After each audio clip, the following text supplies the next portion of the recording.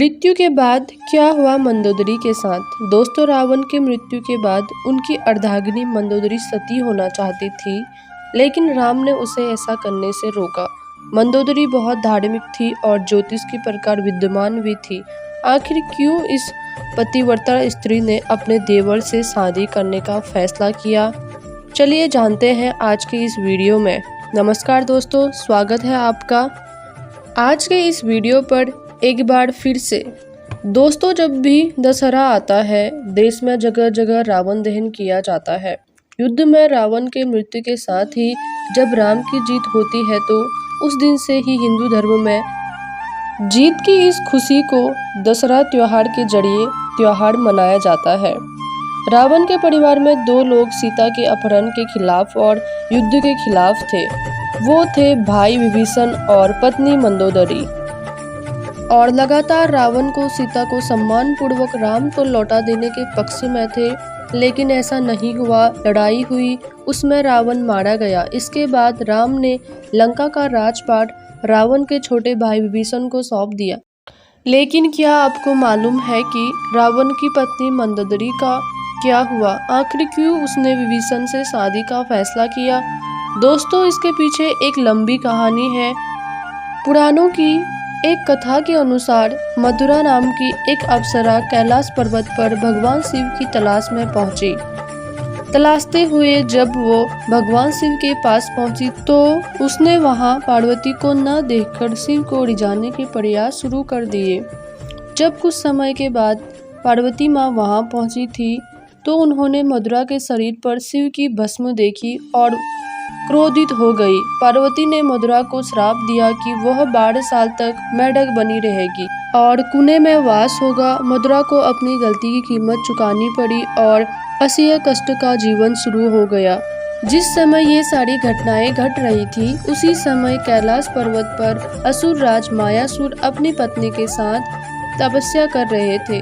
दोनों एक बेटी की कामना के लिए तपस्या कर रहे थे। 12 वर्ष तक दोनों तप करते रहे। इधर मधुरा के श्राप का अंत हुआ तो वह कुएं में ही रोने लगी। सौभाग्य से असुरराज और उनकी पत्नी दोनों कुएं के नजदीक ही तपस्या में लीन थे। जब उन्होंने रोने की आवाज सुनी तो कुएं के पास गए।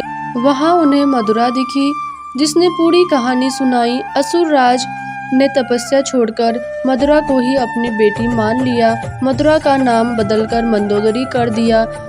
उसके बाद असुरराज के महल में मंदोदरी को राजकुमारी का जीवन मिला। वो अपनी नई जिंदगी में बेहद खुश थी, लेकिन इसी के बीच उसके जिंदगी में रावण आया। मंदोदरी के पिता मायासुर से रावण मिलने को पहुंचा। वहीं उसने मंदोदरी को देखा और मोहित हो गया। उसने मायासुर से मंदोदरी का हाथ मांगा।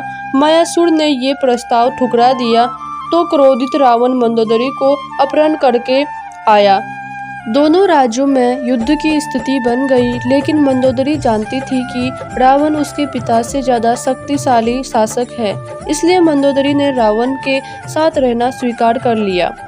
मंदोदरी का चरित्र रामायण में बेहद नैतिक दिखाया गया है। जब रावण ने सीता माता का अपहरण किया था, तब मंदोदरी ने इसका विरोध किया। मंदोदरी रावण को बार बार ये समझाने की प्रयास करती रही कि दूसरे की पत्नी का अपहरण करना अपराध है, लेकिन रावण नहीं माना।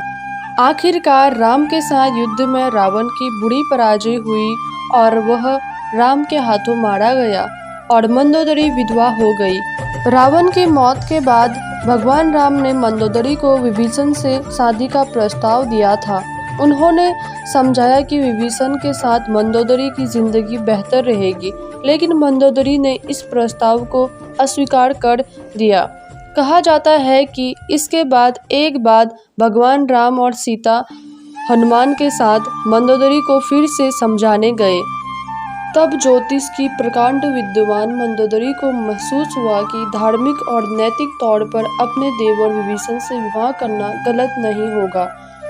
ये महसूस होने पर उसने इस प्रस्ताव को स्वीकार किया।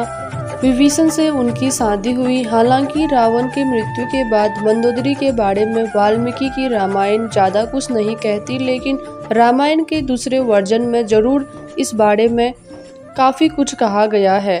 रावण के मरने के बाद जब मंदोदरी विधवा हो जाती है, तब भगवान राम विभीषण को सलाह देते हैं कि उसे अपनी भाभी के साथ विवाह कर लेना चाहिए। ये परंपरा उन दिनों मान्य भी थी, लेकिन विभीषण के पहले से ही कई रानियां थीं और वह उसके लिए तैयार नहीं था। ये भी कहा जाता है कि अगर विभीषण ये शादी कर लेते तो उन्हें भाई की जगह लंका का शासन का नैतिक अधिकार भी हासिल हो जाता। हालांकि ये भी कहा जाता है कि विवाह शारीरिक तौर पर पति पत्नी के तौर पर एक दूसरे के साथ यौन संबंधों के बजाय विशुद्ध राजकाज से जुड़ा था, क्योंकि मंदोदरी भी चाहती थी कि उसके पति के निधन के बाद लंका में स्थायित्व और समृद्धि रहे। वो राम से शत्रुता के बजाय मित्रता चाहती थी। रावण के मृत्यु के लिए उसने राम को कभी जिम्मेदार भी नहीं ठहराया।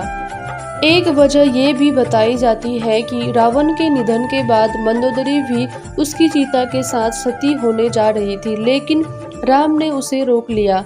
इसके बाद मंदोदरी के पास देवर से विवाह करने के अलावा कोई विकल्प नहीं बचा था और इसलिए इस तरह बाकी की जीवन विभीषण के साथ गुजारनी पड़ी।